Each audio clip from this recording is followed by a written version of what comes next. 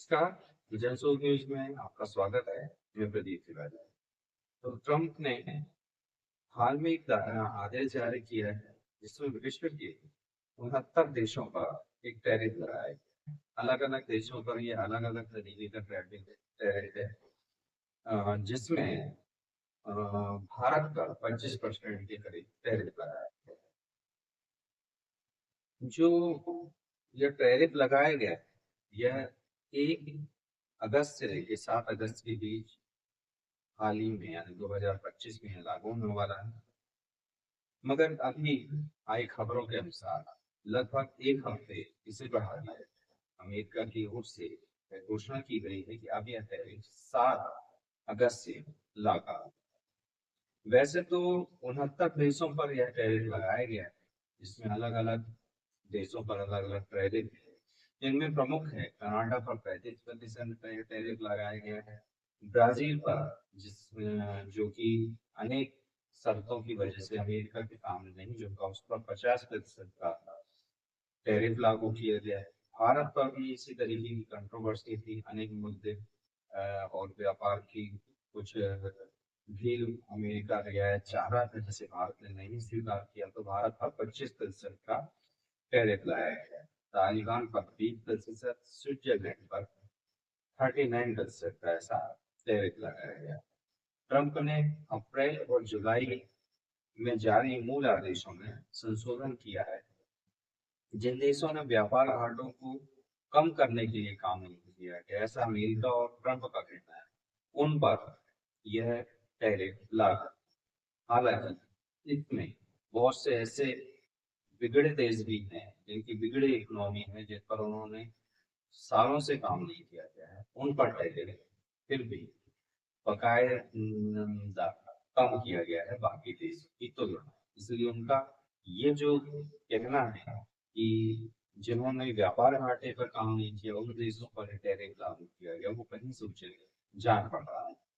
विश्व पर लगभग 70 देशों के सामान पर टैक्स का प्रभाव पड़ने वाला है, और जिससे वैश्विक व्यापार में जबरदस्त उथल पुथल और अस्थिरता का दौर चल रहा है। विश्व में यह 2 या 3 नए गुटों को जन्म दे सकता है, जिसमें एक होगा अमेरिका के प्रतिनिधित्व वाला एक गुट, दूसरा भारत और रूस के नेतृत्व में शायद दूसरा गुट बन सकता है, और भविष्य की संभावना कह नहीं सकते कि चीन के नेतृत्व में भी एक गुट आ नहीं सकता है। जब से ट्रंप ने यह घोषणा की है, तब से अमेरिका में सभी कुछ शांत है।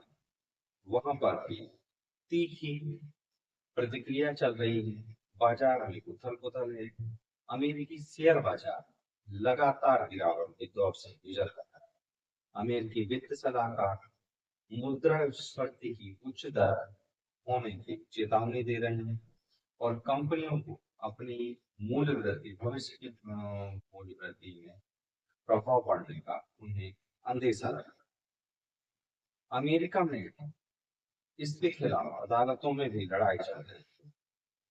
इस नीति की वैधता पर मुकदमेबाजी हो रही है। एक संघीय अपील कोर्ट ट्रंप की वैश्विक आपातकालीन एक्ट IEEPA के तहत इस नीति को लागू करने की कानूनी सीमाओं को चुनौती देने वाली याचिका पर काम कर रहा है, उसकी सुनवाई कर रहा है। पूर्व में भी ट्रंप इस तरह की लड़ाई हार चुके हैं, जब द VOI सिलेक्शन मामले में सेक्शन मामले में 2025 में एक ट्रेड कोर्ट ने ट्रंप पर IEEPA के तहत लगाए गए लिबरेशन डे के टैरिफ को असंवैधानिक घोषित कर दिया गया।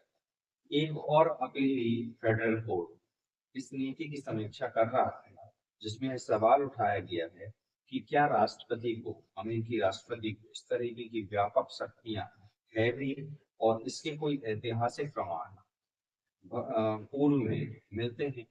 इसका फैसला 2025 के अंत तक आने की संभावना है, और अगर ऐसा होता है तो अमेरिका को, विश्व समुदाय को लगभग जो बताया जा रहा है कि 200 अरब अमेरिकी डॉलर को रिफंड करना पड़ेगा। अमेरिका के अंदर भी इसमें मिलीजुली प्रतिक्रिया है, जहां अमेरिका के डेमोक्रेटिक सेनेटर्स इसकी पढ़ाई कर रहे हैं, जैसे जॉन फेडरमैन, वे इस नीति की सराहना कर रहे हैं और कह रहे हैं कि इससे अमेरिका की औद्योगिक क्षमता को बल मिलेगा। वहीं दूसरी ओर इसके आलोचक एलिजाबेथ वारेन, जेड रीड और क्रिस वन पोलोन जैसे जो बुद्धिजीवी हैं इस नीति की आलोचना कर रहे हैं और उनका मानना है कि इससे उपभोक्ता मूल्य पर वृद्धि होगी, रोजगार लगातार गिरेगा और विश्व विरासत से अमेरिका के संबंध बिगड़ेंगे। मैक्सिकन ऑटो जो पूरा उद्योग है उसके प्रमुख भी कह रहे हैं कि यह ट्रंप की नीति जानलेवा है और इससे अमेरिका में निवेश भी घटेगा और उत्पादन दोनों ही घटने वाला है। भारत में भी इसको लेकर तीखी प्रतिक्रिया है।